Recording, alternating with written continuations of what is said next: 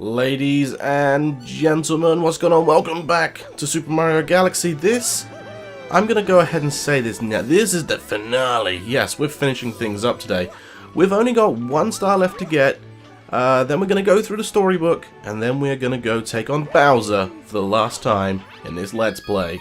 So, I know for a fact that this star, this final Purple Comet mission, is actually a pretty nifty quick one. So, let's go to the Gold Leaf Galaxy and head on in there and finish up the game. Why not? We've got 119 Power Stars, 1 left to go. We're going to go get it, and then we're going to view the end of the game. Purple Comet in orbit indeed.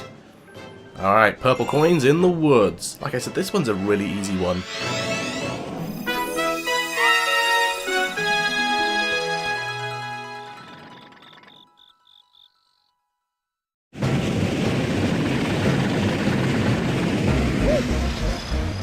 So it's kind of like Battle Rock, I guess, and Space Junk?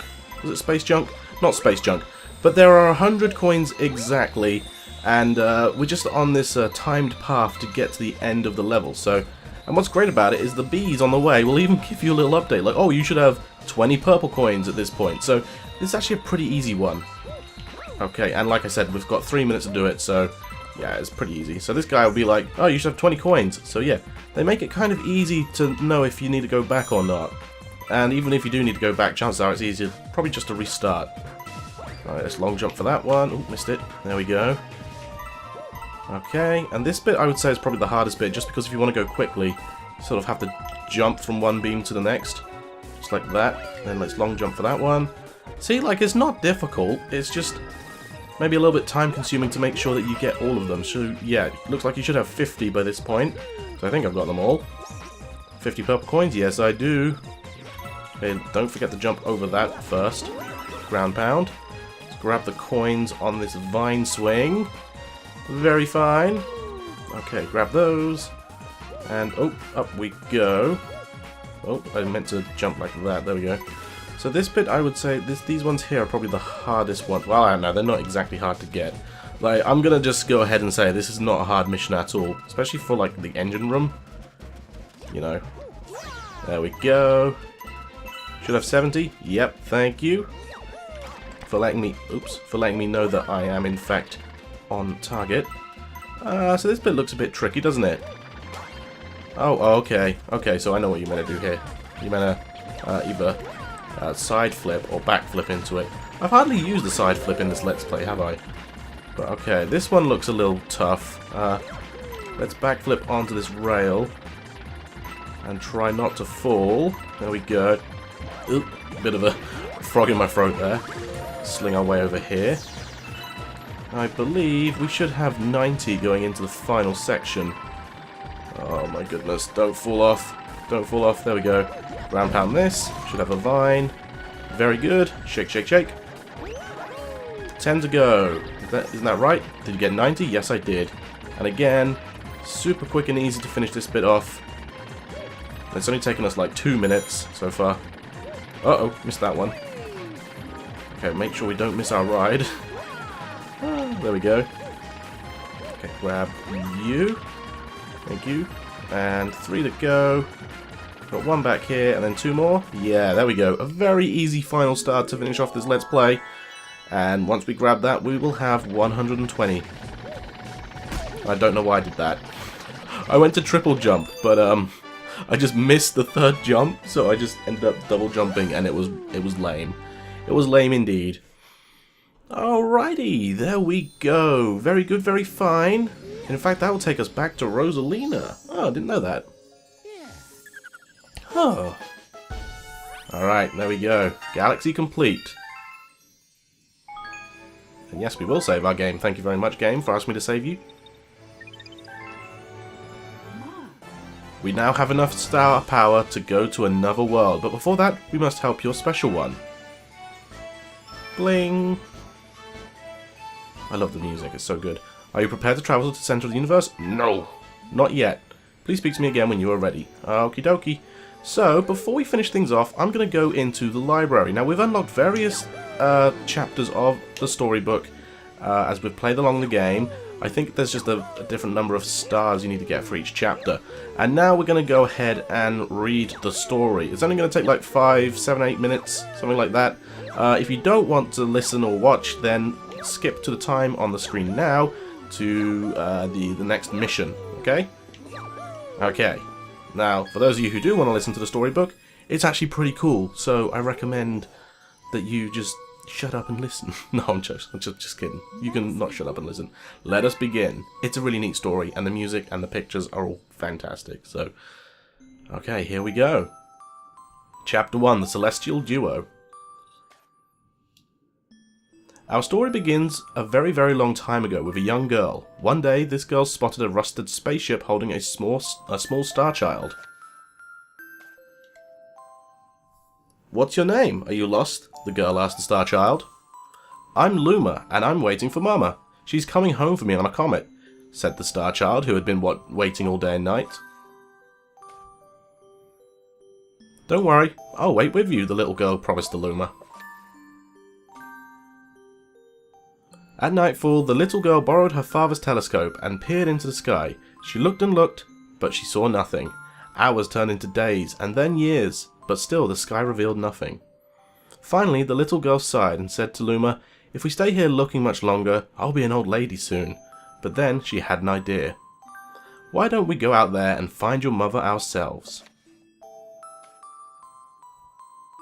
The girl and the Luma fixed up the rusty spaceship, and then the two set sail into the starry sky.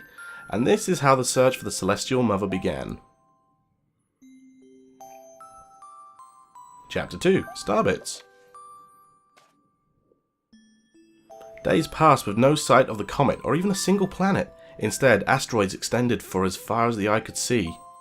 "If I had known it was going to take this long, I would have packed more jam," said the little girl above the rumble of her belly. Before they left, she had packed all the essentials: telescope, butterfly net, stuffed bunny, bread, milk, jam, and apricot-flavoured tea. But I forgot to bring water! At this, Luma burst into gales of laughter, and the girl began to pout. "As long as I have starbits, I'll be fine," said Luma. "Want some?" The little girl couldn't stay mad after hearing this. Luma continued to laugh, and the girl couldn't help but join in. "Alright, maybe just a nibble." Leaning far out of the ship, the pair began to collect starbits with the girl's net. They almost fell out a few times, but they kept on collecting. The starbits tasted like honey. Chapter 3, The Comet. A beam of light pierced through the ship's window. Thinking it was the morning sun, the girl peered through the window, only to find a turquoise blue comet shimmering at her. The little girl shook the sleeping Luma awake and shouted excitedly, "We have to get to that comet!" The pair descended on the comet and found that it was made of ice. They looked high and low, but Luma's mother was nowhere to be found. Exhausted, the little girl sat down with a flop, utterly unable to take another step. "Look!" Peering down at the icy ground where Luma was pointing, the girl suddenly noticed a cluster of starbits encased in the ice. "Pretty good, huh? Finding starbits is my specialty," said Luma, beaming.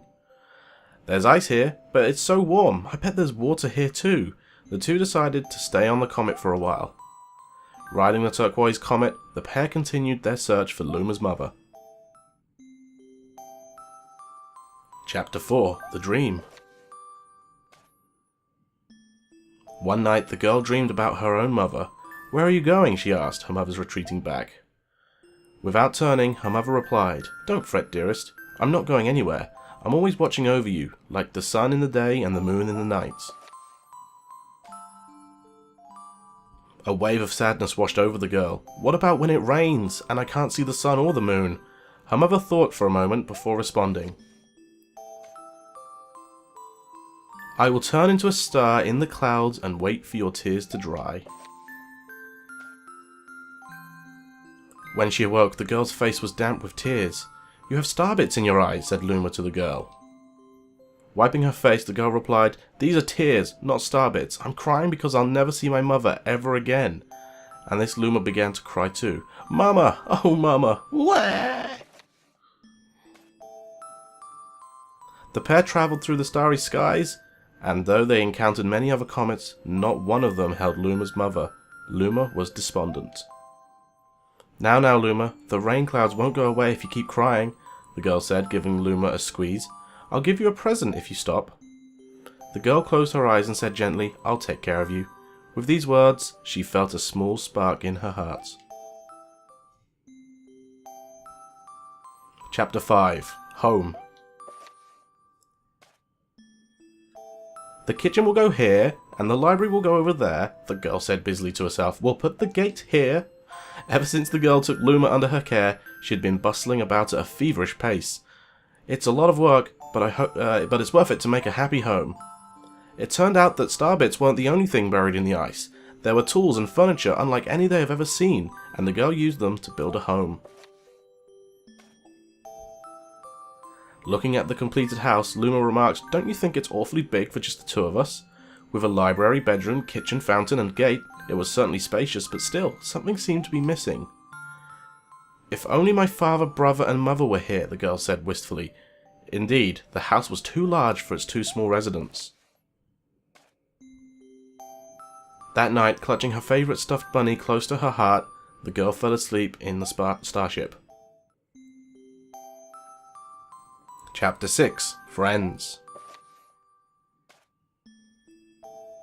Then one day, while the girl sat sipping tea, a tiny apricot-coloured planet appeared on the horizon.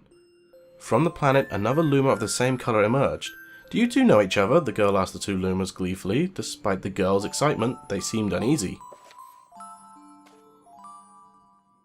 The two Lumas neither drew closer nor backed away from each other. Instead, they just stared. Then one Luma broke the silence. My mama! At once the apricot Luma parroted back, My mama! My mama! My mama! My mama! The two Lumas began to dance around the girl frantically, and neither showed any sign of stopping. The girl was so charmed by this adorable scene that she couldn't help but laugh, and that's when something very strange happened. Suddenly, more Lumas began to pop out from the apricot planet. They were different colours, but they all shouted the same thing, My mama! My mama! The sight of all the shouting Lumas only made the girl laugh harder. What am I going to do with all these children? The Lumas just stared blankly as she doubled over laughing. I guess we'll have to name each and every one of you. Tomorrow, once she had finished naming them all, she would begin moving all the Lumas into the new house. Chapter 7. The Telescope. After seeing their 100th comet, a sudden thought popped into the girl's head. I wonder if my home planet is still as blue as it was. That's when she remembered her father's telescope. Peeking into the telescope, a tiny blue dot floated into sight. It was smaller than a starbit. How strange, it's so far away, but it feels so close. She twisted the knob of the telescope, and the blue dot grew until she could make out a grassy hill dotted with flowers. It seemed very familiar to her. Zooming in closer, a terrace on the hill came into view. I used to go stargazing there when I lived on my home planet. She remembered rubbing the sleep out of her eyes as she followed her father up to that hill to look at the stars. She remembered how she and her brother would sled down that hill. She remembered having picnics with her mother on that hill, on bright and windy days. And I want to go home. I want to go home right now. The girl burst into tears and the Lumas didn't know what to do. I want to go home. I want to go back to my house by the hill. I want to see my mother. The girl was shouting now, her face wet with tears.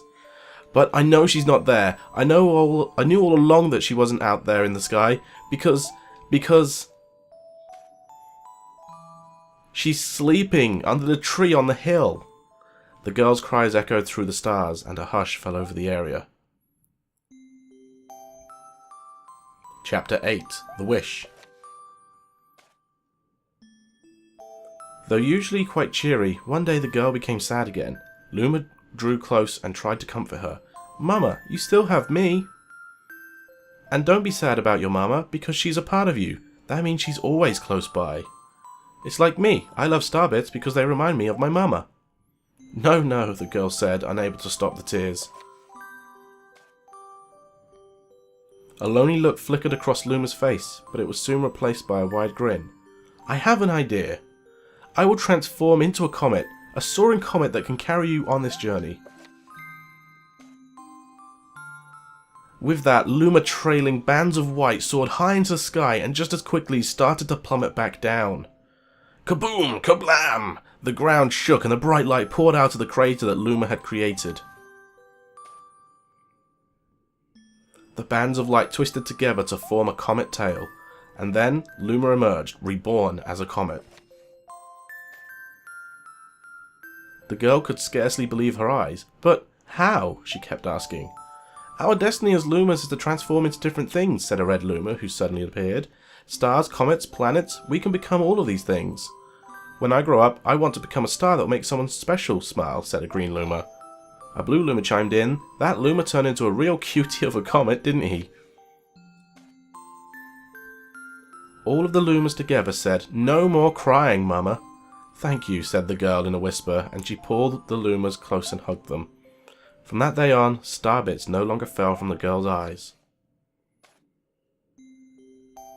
The comet set forth for the girl's home planet, its long tail blazing proudly behind it. Final chapter, Family. With its many Lumas and telescopes, the comet was quite a sight to behold. The girl and the Lumas were proud to call it home. At a welcoming party for a new Luma, the girl gathered everyone in the kitchen and said in a louder voice than usual, Alright everyone, let's make a cake sprinkled with star bits, then it will be a star cake. The Lumas excitedly began to gather the ingredients.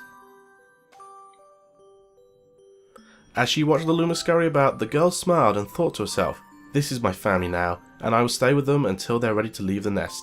And when they do, I'll see them off with a smile. Because that's what makes mothers happiest.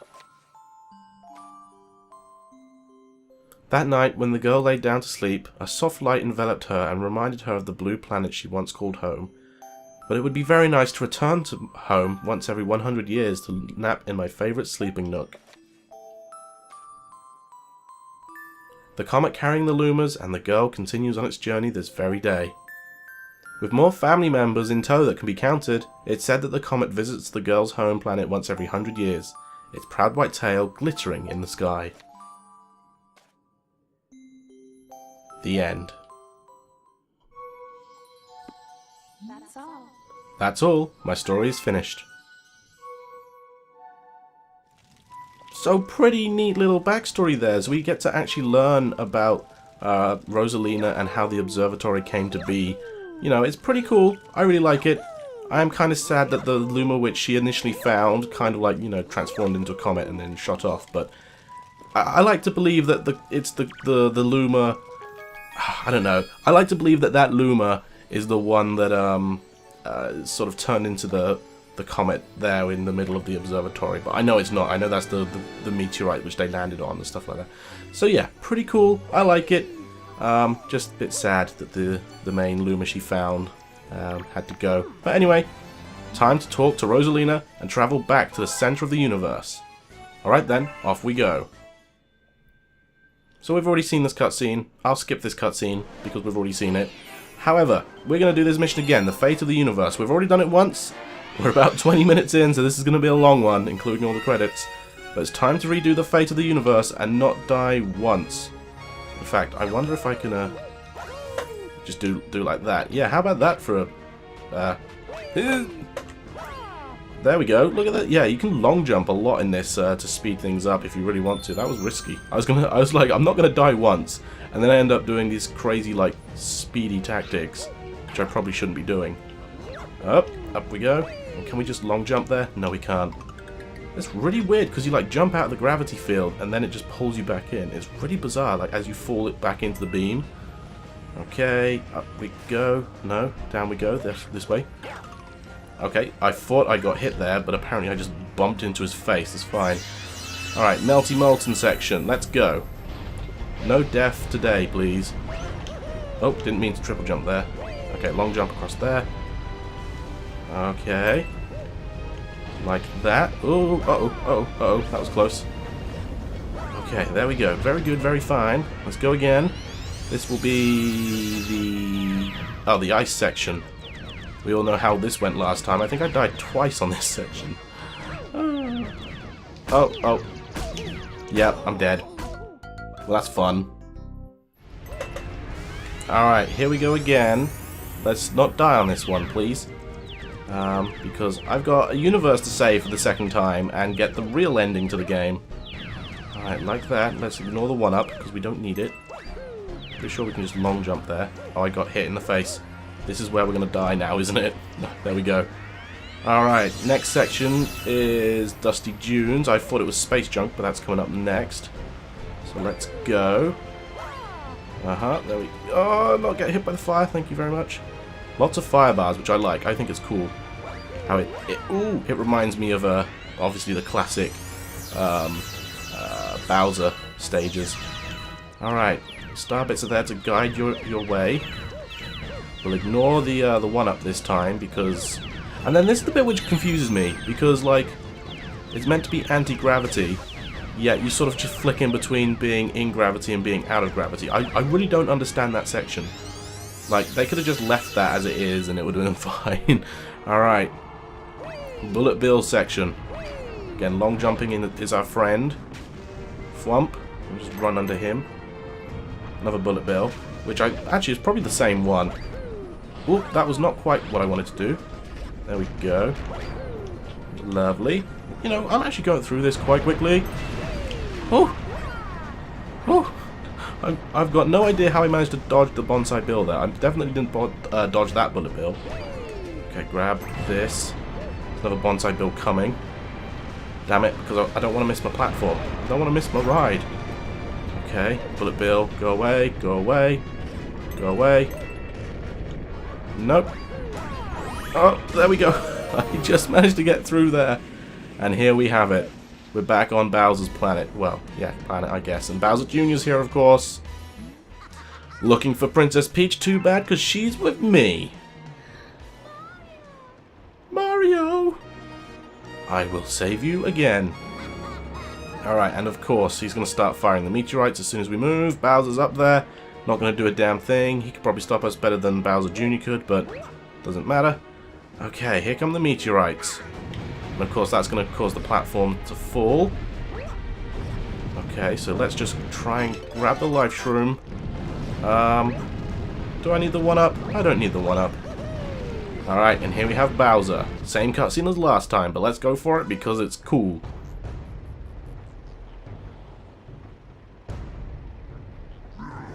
Finally!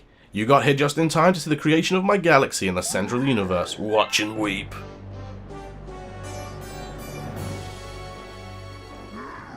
From this galaxy, I'll rule a great galactic empire. With Peach by my side, it will last forever. I rule every pitiful corner of the universe. So Mario, as you can see, I got big plans. And stomping you is at the top of my list.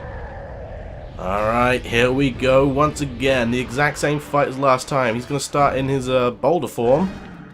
After he does his stomps, of course. Oh, there we go. Make sure we don't get hit. Okay, the first one is a lot easier to hit him than the second one. I remember I had issues with hitting him the second time. Okay, so after he does his stomps, I'm going to stay a bit closer because it seems that's probably going to be easier when he transforms into a boulder. Oh, no, apparently not. I will get the spacing just right. You watch. Okay. There we go. Around about here, maybe? Nope. It's different every time, it seems. Alright, let's grab a coin quickly. This seems to be the bit which I have the most trouble with. Okay. Okay. Just go around to the side like that, and then maybe you can space it out a little bit better? Yeah, I guess so. Just go around the side, then he can't sort of roll straight at you. Maybe he needs to slow down for his corners, I guess. Otherwise, yeah, he'll be out of control. Alright, next mode. So much easier. So much easier. I have no idea why this isn't the first part of the fight. But hey Bowser, how you doing? Uh-oh, uh-oh. I span and I didn't hit the thing. And it was bad times. Alright, there we go. Second hit down.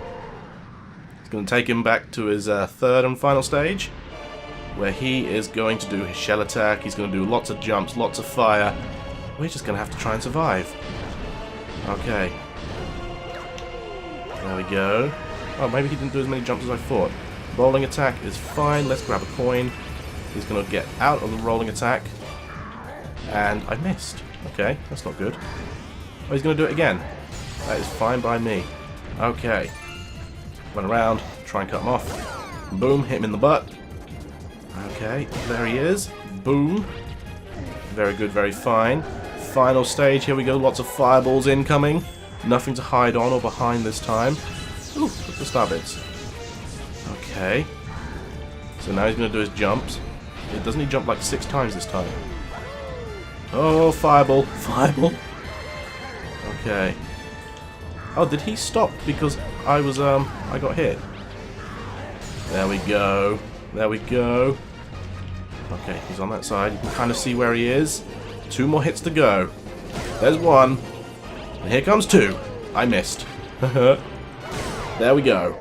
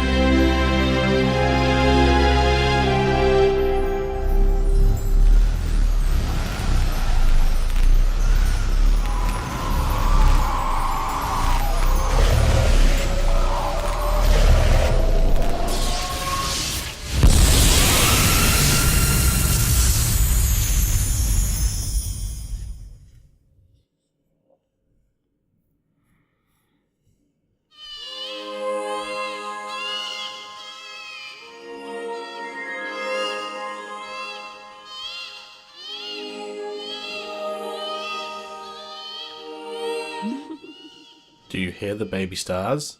These newborns will grow up to become galaxies someday.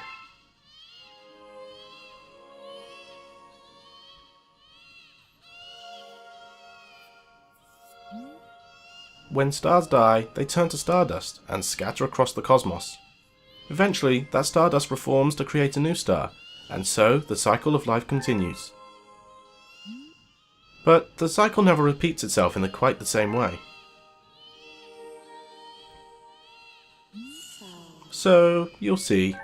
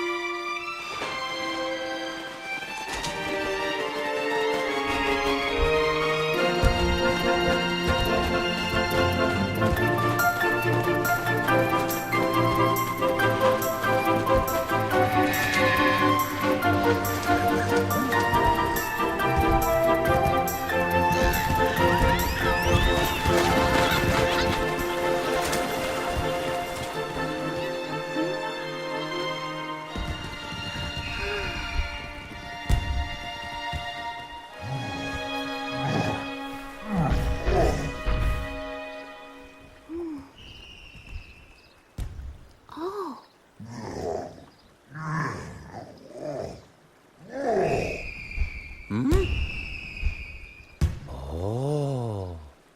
Yes. All new life carries the essence of stars. Even all of you. Ah. Welcome! Welcome, new galaxy!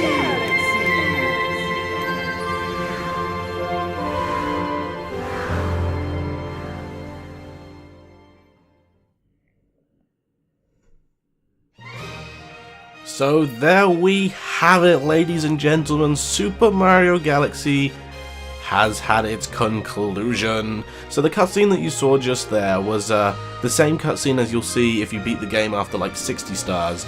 But there's an extra cutscene you unlock after you have beaten the game, or beaten the boss again, but with 120 stars. So that's the reason why I didn't want to show it, because there's a little bit extra on the end there. As you'll see, like, it adds a little bit of extra story behind the ending, which I think is cool, and it's something I wanted to show off, so that's what we're going to be doing. So overall, I really like Super Mario Galaxy. It is a fantastic game. The music is just so incredible and just immerses you in the game. It's a great use of, well, I think personally it's a great use of the motion controls for the Wii. Obviously, that was the sort of big selling point back then. It's crazy to think this game is 10 years old now. It just boggles my brain. You know, I don't quite understand how that's possible, but it is. So deal with it, Dale.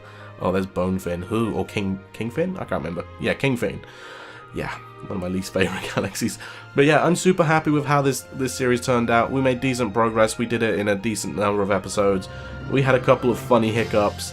I can't believe I died in the final episode when I said I wasn't going to die.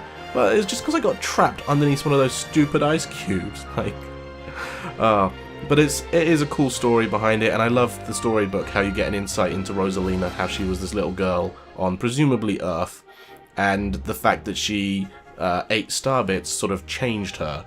I assume that's what they were going for there. It gave her like the ability to levitate, I guess, and control the Comet Observatory and stuff like that. Like I said, I'm assuming that's the idea behind the star bits, is that it enabled her to do that. I'm not 100% sure. It's not really ever made clear, but that's what I choose to believe. Basically, the star bits turned her into the Celestial Mother, which the Lumas were searching for all along. So it's kind of like a meet your maker kind of deal, I guess. And look at that, I never saw Mario resting on the sunbed, but then there's Luigi running away from the Bonsai Bill. Ah yes, Luigi, of course. That's something we're not going to be getting into, I'm afraid. Him spinning there, see Mario on the ball. So yeah, that's a concept I choose to believe, is that they were searching for the Luma's celestial mother the entire time, and it turned out to be just basically the story of creating the celestial mother. Perhaps the old celestial mother doesn't exist for one reason or another, because I don't know, maybe the Lumas, well, clearly the Lumas had to come from somewhere, right, and like that starship had to come from somewhere, which happens to be the Star Shroom, which by the way, we get to see, because obviously that Star Shroom is different than the ones that the Toad built, because the one that the Toad built had windows, whereas the one in the cutscenes or from the storybook had Rosalina like leaning out the window and stuff like that. So that's another reason why I think Starbits helped her turn into Celestial Mother, because she could survive in space without like a vacuum, you know. Well, space is a vacuum, but she survived in space. So yeah, I choose to believe what I choose to believe. So yeah, with all that said and done, we're coming to the end of the credits now, and the final additional cutscene. Ah, Satoru Iwata, thank you so much for providing this game. And we'll soon see what the extra cutscene was. I'm trying to elongate my sentence there, but it's not really working. The end indeed. Thank you so much for playing my game. You're welcome, Mario.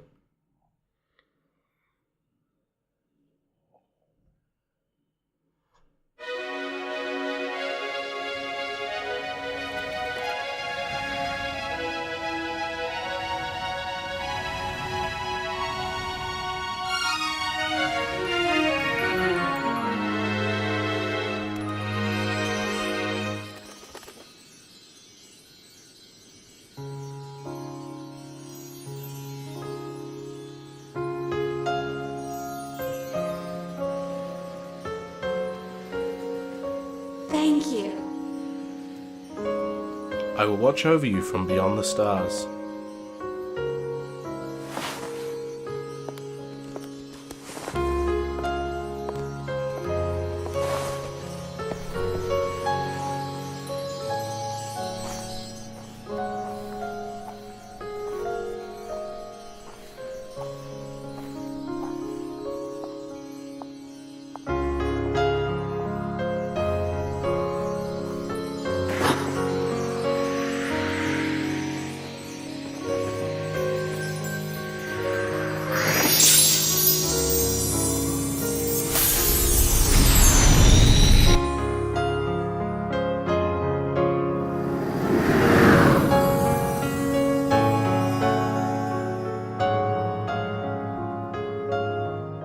And on the very first planet that we started through the gate, you see the Star Shroom, which Rosalina originally came here on, and the baby Luma, which helped Mario and sacrificed himself at the very end, did in fact survive. Thanks for watching, guys. I'll see you in the next Let's Play.